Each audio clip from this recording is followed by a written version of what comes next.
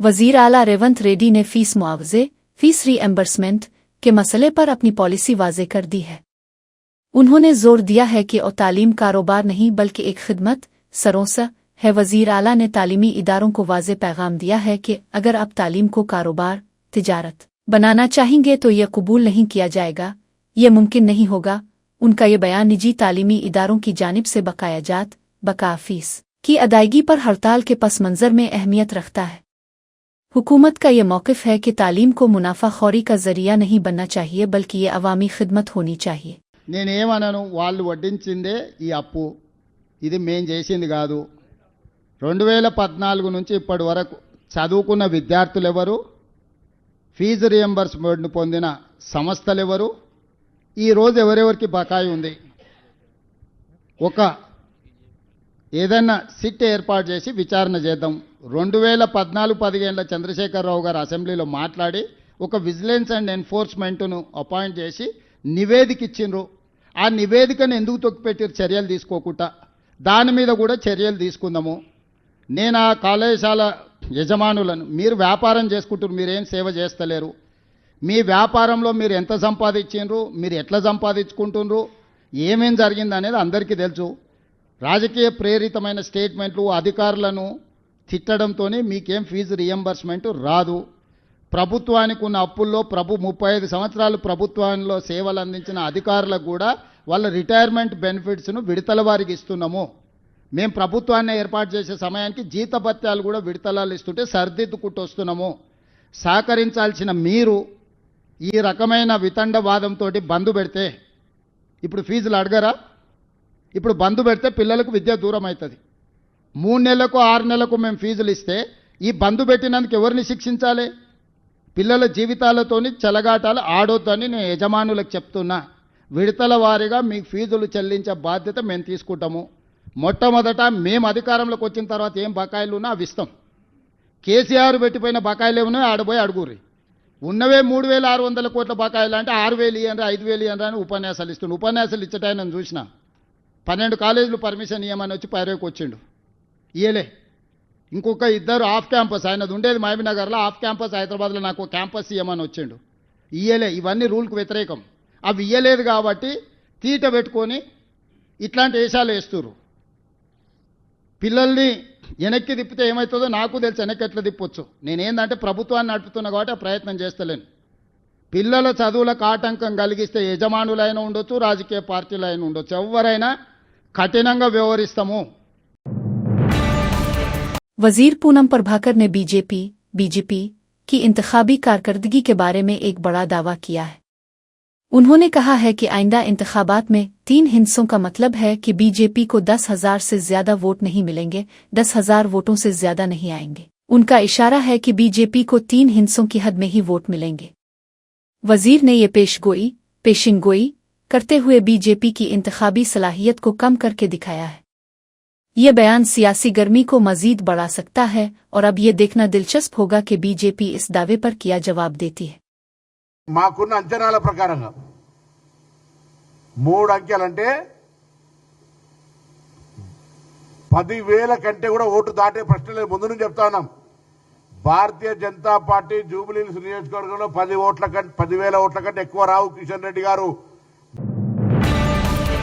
साबिक वजीर और एमएलए हरीश राव ने दावा किया है कि कांग्रेस के वुज़रा आज अगर उभाग दौड़ पेरिगालाव पेटुडिम कर रहे हैं तो ये सिर्फ बीआरएस पार्टी के सवाल उठाने का नतीजा है। उन्होंने कांग्रेस पर सख्त तनकीद करते हुए कहा कि ऊपीजेआर को वजारत का ओहदा न देकर परेशान करने और उनकी मौत की वजह बनने वाली कांग्रेस पार्टी है। हरीश राव ने मजीद कहा कि जुबली हिल्स ज़िमनी इंतखाबात की वजह से ही रेवंत रेड्डी को आज एनटीआर-पीजेआर और अक़लियती वजीर का ख्याल आया है।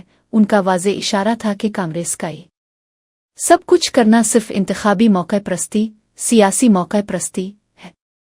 उन्होंने जोर दिया कि ये तमाम इक़दामात बीआरएस के बड़े अपोजिशन के तौर पर दबाव प्रेशर बढ़ाने की वजह से हो रहे हैं। ఇలా జూబ్లీ హిల్స్ ను ఉరుకురికి పని చేస్తున్నావు అంటే ఎందుకు చేస్తున్నావు? ఇంతకు ముందు నువ్వు జూబ్లీ హిల్స్ లో ఏం పని చేయలేను, ముఖ్యంగా అజరుద్దీన్ మంత్రి చేసినావు। 2 సంవత్సరాల నుంచి నువ్వు అజరుద్దీన్ మంత్రి ఎందుకు చేయలే? ఇలా నువ్వు బీఆర్ఎస్ ఒత్తిడిలో ముస్లిం మైనార్టీలకు మంత్రి పదవి వచ్చింది. బీఆర్ఎస్ ఒత్తిడిలో నేను ఎన్టీఆర్ స్టాచ్యూ పెడతా అంటున్నావు, పీజేఆర్ స్టాచ్యూ పెడతా అంటున్నావు, గిగ్ వర్కర్ల బిల్లు పెడతా అంటున్నావు, కొల్లూరులో పోయి డబుల్ బెడ్రూమ్ ఇల్లు రేషన్ షాప్ పెట్టి ఇనాగ్రేషన్ చేసి వచ్చినావు ఇమీడియట్గా పోయి.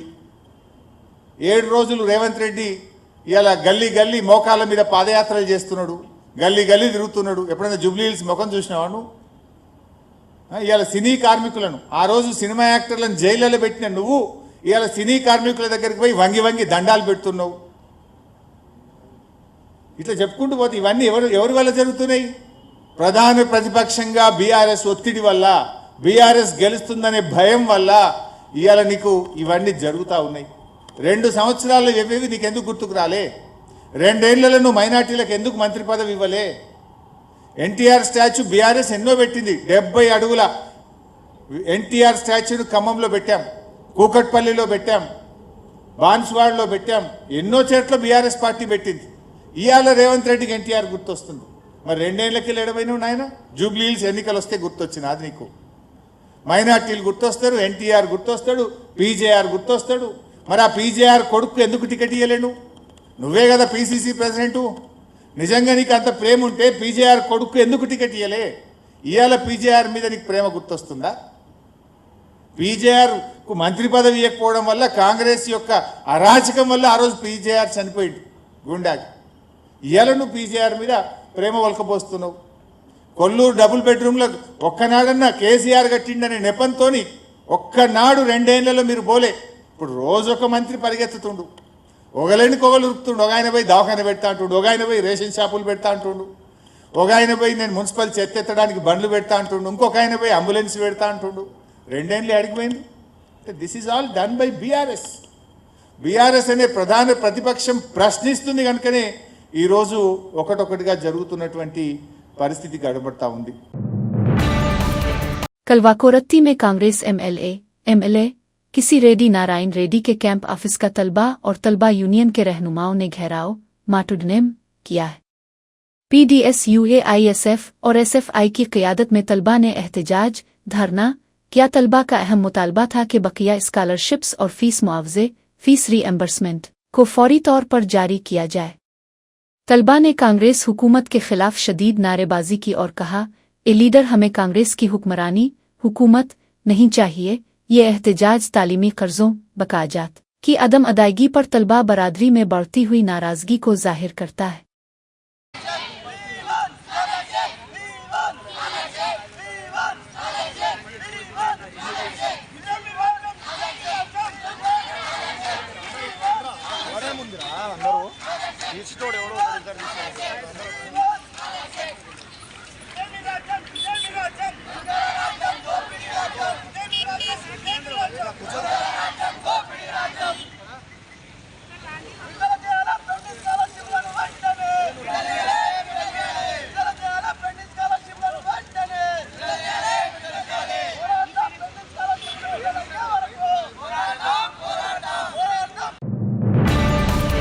जुबली हिल्स ज़िमनी इंतखाब की मुहिम के दौरान मरकज़ी वज़ीर ममलुकत बराए दाखिला और बीजेपी के रुकन पार्लियामेंट ने एक मुतनाज़ा बयान देकर हंगामा खड़ा कर दिया है।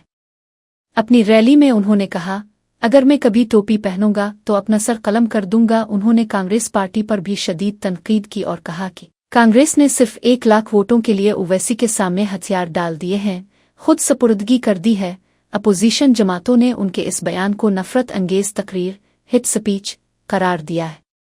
दूसरी जानिब मौसूफ ने खुद को गैर शर्मिंदा गैर पशेमान हिंदू करार दिया है। उनके इस बयान ने सियासी माहौल में गर्मी पैदा कर दी है।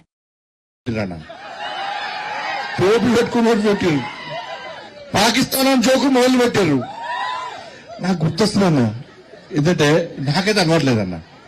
అన్న నిన్న ధర్మాన్ని కాపాడుతున్నా, హిందూ సమాజాన్ని సంఘటితం చేయడానికి కష్టపడుతున్నా, హిందూ ఓట్ బ్యాంక్ తయారు చేయడానికి కష్టపడుతున్నా, ఇంకో మతాన్ని కించపరచానా. ఆ టోపీ పెట్టుకొని ఓట్లు అడిగే రోజు వస్తే నా తల నరుక్కుంటా చెప్పని టోపీ పెట్టుకున్నాను. పహల్గాం మర్చిపోయాను, పహల్గాం మర్చిపోలే కదా. పహల్గాంలో హిందువుల అవయవాలు చూసి కాల్ చంపేసిన హిందువులను మర్చిపోయానా.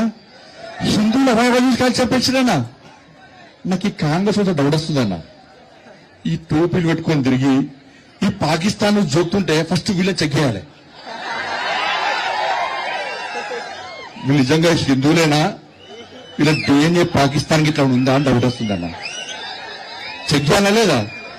చెక్ చేయాలి లేదా? ఇవాళ బండి సంజయ్ వస్తారట, మీటింగ్ ఆపుతారట. నీ అయ్య జాగిరాదు, నీ తాత జాగిరాదు. కాంగ్రెస్ పార్టీ అభ్యర్థి టోపీ పెట్టుకున్నాడు, ముఖ్యమంత్రి టోపీ పెట్టుకున్నాడు, అటు పక్కన అజరుతున్నాడు. అడిగి నవ్వుతాడు నవ్వుతాడు. ఏంటంటే వీళ్ళు పగటి పిచ్చగాలి, వీళ్ళు పగటి వేషాలు కొత్త పిచ్చగాలి. వీళ్ళే మనుషులు రా భయ్. నేనే టోపీ పెట్టుకోలే, టోపీ పెట్టుకోవాల్సి పెట్టుకోలే, ఎవరు పెట్టుకుంటారు పెట్టుకున్నా టోపీ. వాడు నవ్వుతున్నాడు, వీడు మా ఓట్ల కోసం మా చుట్టూ గిట్ల తిరుగుతారా వీళ్ళు అని కలిసే నాకు. నేనన్నా రేవంత్ రెడ్డి ఇలా అజరుద్దీన్కి టోపీ పెట్టకుండా నువ్వు పెట్టుకున్నావు చూసినావా, నాకు వేణుమాధవి గుర్తొచ్చింది అన్న. ఇలా నీ క్యాండిడేట్ పెట్టుకున్నాడు చూసినావా, నేనంటున్నా అరే నీకు దమ్ముంటే, నీకు దమ్ముంటే ఇదే హజరుద్దీన్ మా హిందువులం ఏ పండుగ చేసినా ఏ పూజ చేసినా మొట్టమొదటిసారి విఘ్నేశ్వర స్వామికి పూజ చేస్తాం. నీకు దమ్ముంటే అదే హజరుద్దీన్ కి బొట్టు పెట్టి వక్రతుండ మహాకార్య సూర్యకోటి సమప్రభ నిర్విఘ్నం కుర్మే దేవ సర్వకార్యేషు సర్వదా అని చెప్పి నీకు పాడిచ్చే దమ్ముందా రేవంత్ రెడ్డి అని నేనంటున్నాను. నమాజ్ పోతున్నా నవ్వుతున్న వాళ్ళు. వీళ్ళు ఏందో పోయి రంజాన్ రాగానే, ఎన్నికలు రాగానే ఊరికే మా మసలకు వచ్చి నమాజ్ చేస్తారు. ఇఫ్తార్ విందులు మాకంటే ఎక్కువ వీళ్ళు ఇఫ్తార్ విందులు. ఇవాళ భాగ్యలక్ష్మి గుడి ఉందన్న, భాగ్యలక్ష్మి గుడి ఉందన్న పాత బస్తీలో. ఏ రోజైనా ఓవైసీ గాని, అక్బరుద్దీన్ ఓవైసీ గాని, అసదుద్దీన్ ఓవైసీ గాని ఏ రోజైనా దర్శనం చేసుకున్నాడా, ఏ రోజైనా కొబ్బరికాయ కొట్టిండా, ఏ రోజైనా హారతి ఇచ్చిండా? ఇలా రేవంత్ రెడ్డి ఆలోచించి చెప్పాలి. వాళ్ళేమో మొక్కరు, వాళ్ళు బొట్టు పెట్టుకోరు. మీరు సిగ్గు లేకుండా టోపీలు పెట్టుకొని వాళ్ళ ఓట్ల కోసం కక్కుతున్నారు. నీకు దమ్ముంటే పో ఓవైసీని తీసుకుపోయి మా అమ్మవారికి హారతిప్పి ముజ్జగమ్ముల గన్న మాయమ్మ. जुबली हिल्स ज़िमनी इंतखाब के तनाजुर में बीजेपी के रुकन पार्लियामेंट धर्मपुरी अरविंद ने अपनी ही पार्टी के रहनुमाओं पर तंज किया है। उन्होंने अपनी इंतखाबी मुहिम के दौरान वजीर किशन रेड्डी और रामचंद्र राव को तनकीद का निशाना बनाया। अरविंद ने तंज करते हुए कहा, अब देख रहे हैं ना कि जुबली हिल्स ज़िमनी इंतखाब में हमारे बीजेपी वालों की मुहिम कितनी शानदार चल रही है। उन्होंने मजीद कहा कि गोपीनाथ के इंतकाल को 6 माह हो चुके हैं, मगर हमारी मनसूबाबंदी प्लानिंग कितनी जबरदस्त है, इस पर भी गौर कीजिए। उनका ये तंज इस बात का इशारा है कि वो पार्टी की इंतखाबी हिकमत अमली से खुश नहीं है और इसे नाकिस करार दे रहे हैं। ఇందూరుకెళ్ళి డైరెక్ట్ జూబ్లీస్కి పోయింది. ఇంకా మేము గ్రామస్తులము, గ్రామాలంటే ప్రేమ, జూబ్లీ హిల్స్ అంటే సంపన్నుల ఏరియా.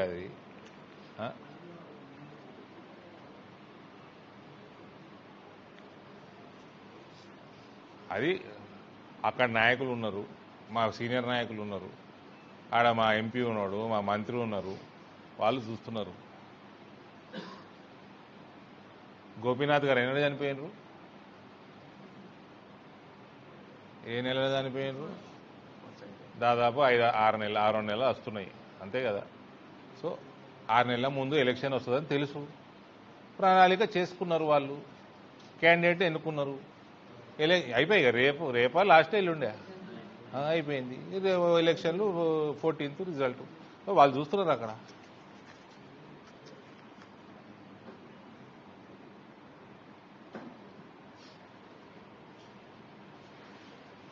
ఇందూరులో ఉండి జూబ్లీ హిల్స్ మీద ఫోకస్ పోయింది ఒకటేసారి.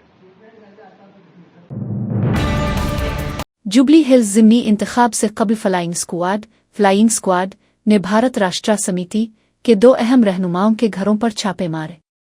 जुमा 7 नवंबर को साबिक MLA मुरु जनार्दन रेड्डी और मौजूदा MLC टिकुलापली रविंदर राव की रहाइशगाहों पर कार्रवाई की गई। फ्लाइंग स्क्वाड की टीमें रेड्डी के मोती नगर वाले घर और राव के कोकटपली वाले घर पहुंची। ये छापे इस शक की बुनियाद पर मारे गए कि उन रहनुमाओं के घरों में बड़ी मिकदार में नकद रकम कैश छपाई गई है। छापों की खबर जंगल की आग की तरह फैलते ही BRS के कारकुनान जाए वकुआ पर पहुंच गए और छापों के खिलाफ जबरदस्त एहतजाज मुजाहरा किया। మా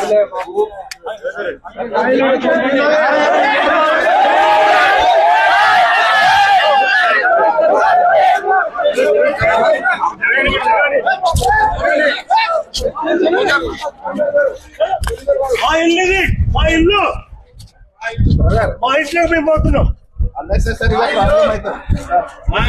మా ఇంట్లోకి మేము పోతున్నాం.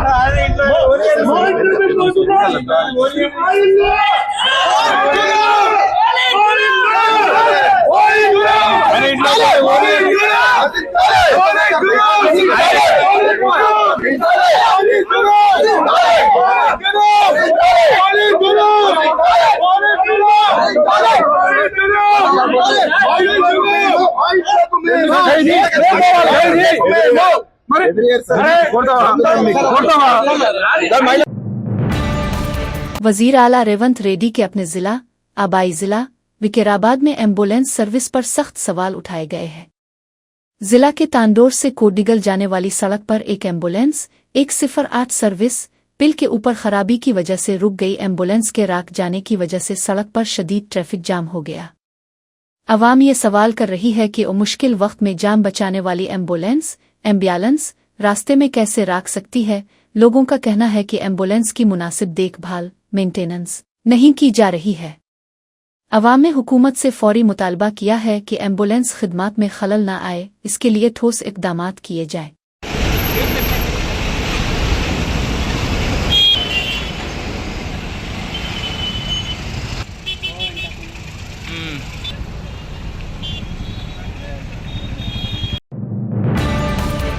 हैदराबाद के पुराने शहर ओल्ड सिटी में एक ऑटो ड्राइवर ने सड़क पर ही शर्मनाक हरकत की। ऑटो ड्राइवर को ऑटो के अंदर एक नौजवान खातून के साथ इश्क और मुआशका रोमांस करते हुए देखा गया। ये वाकया सड़क पर खुलेआम पेश आया, जहां ड्राइवर ने तमाम हुदूद को पार कर दिया। इस गैर इखलाकी अमल की वीडियो किसी ने बना ली और ये अब सोशल मीडिया पर तेजी से फैल वायरल होना रही है। इस वीडियो पर सख्त रद्द अमल आ रहा है और लोग ऐसे अवामी रवैये पर नुक्ताचीनी कर रहे हैं। पुलिस को मामले का नोटिस लेकर मुनासिब कार्रवाई करनी चाहिए। अमरावती में वजीर आला के कैंप ऑफिस में एक शानदार तकरीब मुनक्किद हुई। वजीर आला चंदर बाबू और वजीर नारा लोकेश ने विमेंस क्रिकेट वर्ल्ड कप जीतने वाली श्रीचरनी और क्रिकेट लेजेंड मुताली राज का इस्तकबाल किया। वजीर आला ने श्रीचरनी को वर्ल्ड कप जीतने पर मुबारकबाद दी। श्रीचरनी ने वर्ल्ड कप जीतने के यादगार लम्हात को वजीर आला के साथ शेयर किया। वजीर आला ने कहा कि उनकी कामयाबी ने हिंदुस्तानी ख्वातीन की सलाहियतों को उजागर किया है और वो दीगर ख्वातीन खिलाड़ियों के लिए एक मिसाल है। इससे कबल गनोरम हवाई अड्डे पर भी श्रीचरनी का शानदार इस्तकबाल किया गया, जहां उंधुरा क्रिकेट एसोसिएशन के अराकीन और दीगर वुज़रा मौजूद थे। रंगारेड्डी जिला के राजेंद्र नगर पुलिस स्टेशन की हुदूद में वाक़े आरंघर चौराहा पर एक और सड़क हादसा पेश आया है। आरंघर चौराहे के इशारे सिग्नल पर खड़ी एक आरटीसी की बस को पीछे से आने वाली एक DCM गाड़ी ने टुक्कर मार दी। ये टुक्कर इतनी जोरदार थी कि बस में सवार मुसाफिरों को हल्की चोटें, मामूली जख्म आए। फौरी तौर पर तिब्बी इमदाद फराहम की गई और तमाम मुसाफिर महफूज हैं। पुलिस ने हादसा की जांच शुरू कर दी है और गाड़ी के ड्राइवर से पूछगुछ कर रही है।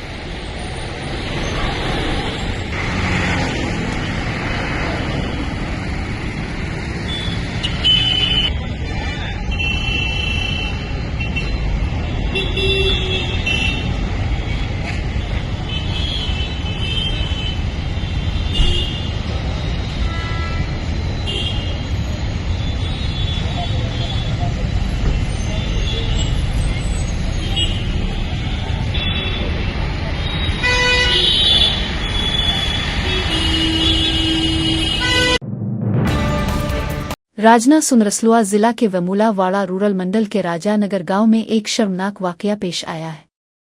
एक निजी कंपनी प्राइवेट कंपनी के अमले ने कर्ज बैंक लोन अदा न करने पर बूढ़े जूड़े को घर से बाहर निकाल दिया है। अमले ने न सिर्फ उन बूढ़े मियाँ बीवी को बाहर निकाला बल्कि उनका सारा सामान भी सड़क पर फेंक दिया। इस जालमाना कार्रवाई से बुजुर्ग जोड़ा बेघर सड़क पर आना हो गया। बेसहारा होकर उन दोनों ने वमूलावाड़ा रूरल पुलिस स्टेशन से इंसाफ की दरखास्त की है।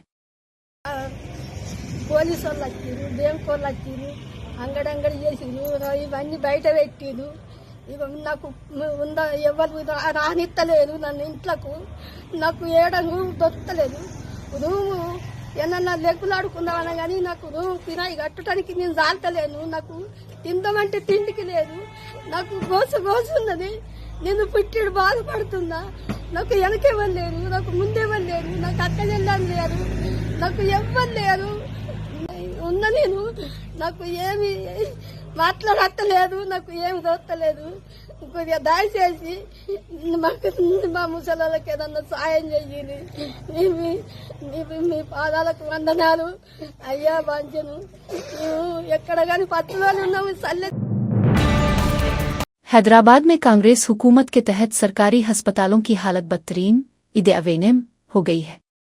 शहर के मरूफ कोठी सरकारी जच्चा और बच्चा अस्पताल मैटरनिटी हॉस्पिटल में मरीजों को मुकम्मल तौर पर टूटे हुए बिस्तरों पूरी तरह खराब बिस्तरों पर इलाज फराहम किया जा रहा है। मरीजों के हाजरीन अटेंडर्स ने शदीद गुस्से का इजहार करते हुए बताया कि अस्पताल में चादरें बेडशीट्स भी दस्तयाब नहीं है। उनका कहना था कि बिस्तरों के अंदर से नारियल का रेशा खजूर की गिदू बाहर निकल आया है, लेकिन कोई भी इस तरफ तवज्जो नहीं दे रहा है। मरीजों के हाजरीन ने हुकूमत से फौरी मुदाखलत और अस्पतालों की हालत बेहतर बनाने का मुतालबा किया है। आज सुबह तकरीबन 6 बजे शम्स आबाद के फलाई ओवरपाल पर एक बड़ा हादसा पेश आया। वेजिटेबल मार्केट के सामने वाक़े पुल पर एक लारी ट्रक के इंजन में अचानक आग लग गई। खुशकिस्मती से वक्त रहते लारी के ड्राइवर ने फौरी तौर पर नीचे उतरकर अपनी जान बचा ली। इस हादसे में कोई शख्स जख्मी, कोई जानी नुकसान नहीं हुआ। आग लगने की वजह से इलाके में कुछ देर के लिए हलचल मच गई, ताहम फायर ब्रिगेड की टीम ने मौके पर पहुंचकर आग पर काबू पा लिया।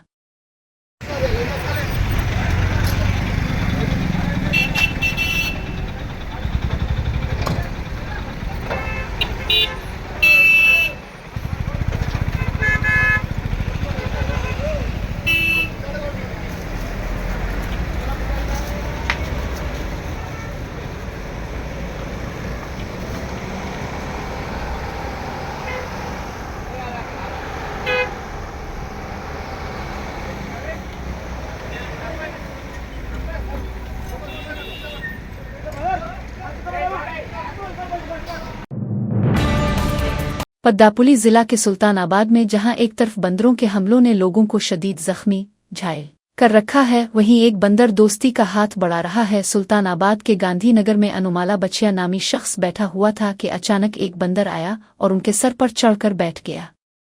एक ऐसे वक्त में जब बंदर लोगों नुनगुना को परेशान और जख्मी कर रहे हैं, इस बंदर के इस गैर मामूली रवैये से बचिया और मकामी लोग खौफजदा हो गए। अगरचे सब खौफ से कांप उठे, मगर बंदर ने उन्हें कोई नुकसान नहीं पहुंचाया, कुछ नहीं कहा। कुछ देर बाद वो खुद ही चला गया, जिस पर सब ने इत्मीनान का सांस लिया, चीन की सांस ली। सिंगारेड्डी जिला के पटनचीरो में पुराने टूल गेट के करीब एक हादसा पेश आया, जहां कंक्रीट रेडी मिक्स लोरी उलट गई। ये टैंकर पॉटन गांव से लिंगमपली की तरफ कंक्रीट का बोझ लेकर जा रहा था। खुशकिस्मती से ड्राइवर और क्लीनर को हल्की चोटें आईं और वो महफूज सही सलामत बाहर निकल आए। ताहम इस हादसे के नतीजे में कौमी शाहराह पर 1 किलोमीटर तक शदीद ट्रैफिक जाम हो गया। पुलिस ने करीम को हटाने और ट्रैफिक की रवानी को बहाल करने के लिए कार्रवाई शुरू कर दी है।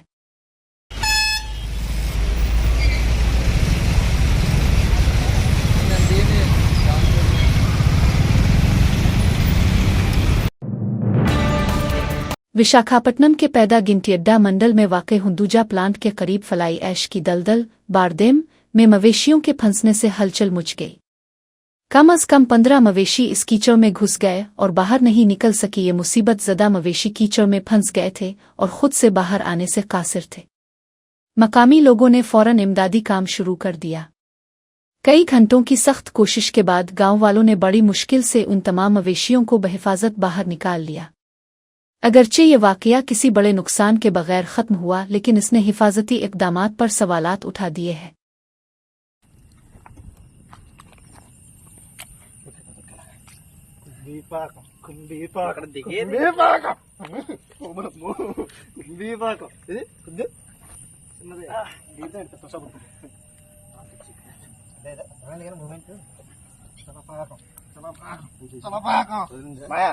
Sama kumbi bang lihat panau itu. Apa nu pakai itu? Nah nu kal में तो केंगे दुखते. हाँ. Karena pasar bang. Aku tuh dia udah. Mana amat luju matang tuh kita nggak ada. Kal itu. Sama sodo asal lepas tuh kita. Itu sih. Ibu tuh ke silpone. Jauh sekali. Aku tuh ke. Sama pak. Aku tuh ke.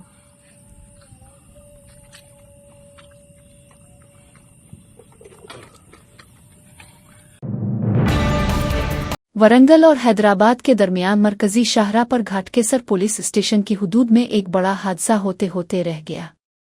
RTC की एक बस उशापुर के करीब एक car को overtake करने की कोशिश में बेकाबू कंट्रोल से बाहर हो गई। बस ने पहले डिवाइडर को टुक्कर मारी और फिर दूसरी तरफ चली गई।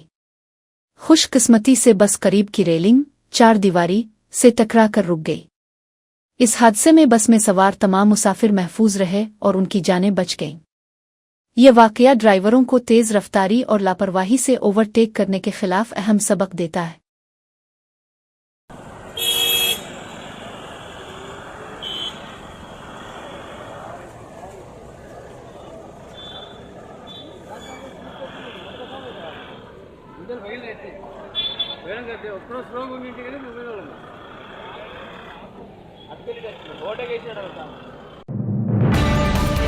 कायद हिज़्ब इख्तिलाफ राहुल गांधी ने बिहार के बांका में वज़ीर-ए-आज़म नरेंद्र मोदी पर शदीद तनकीद की है।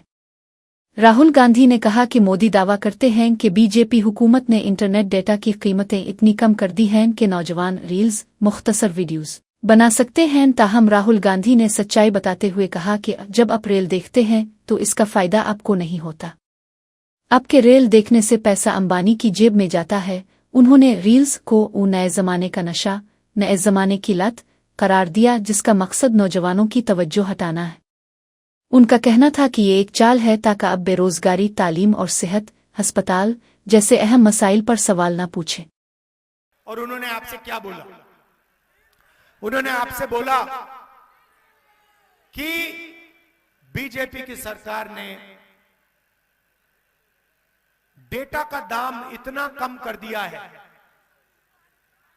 कि आप रील बना सकते हो। आप रील बना सकते हो, आप इंस्टाग्राम पे फोटो देख सकते हो, आप फेसबुक पे जा सकते हो।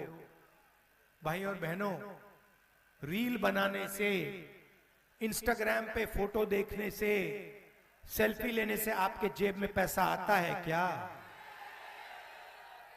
भाई और बहनों, जब आप सेल्फी लेते हो, अपने दोस्त को भेजते हो, जब आप इंस्टाग्राम पे जाते हो, जब आप फेसबुक पे जाते हो, तो पैसा जियो का बनता है, बिहार की जनता का नहीं बनता है, अंबानी का पैसा बनता है।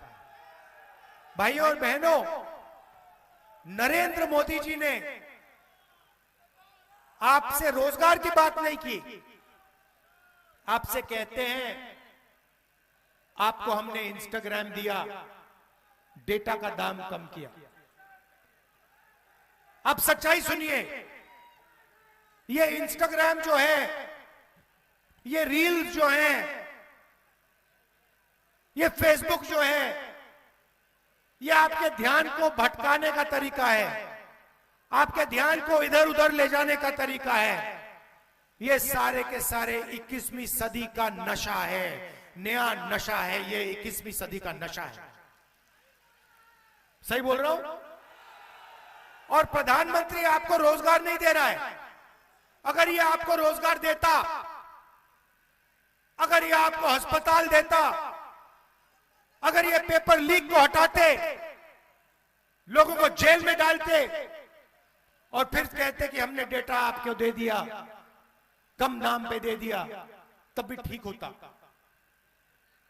क्योंकि आपके पास रोजगार होता, आपके जेब में पैसा होता, आपके प्यारे बिहार में अस्पताल होता, कॉलेजेस होते, यूनिवर्सिटीज होते। नरेंद्र मोदी, नीतीश ने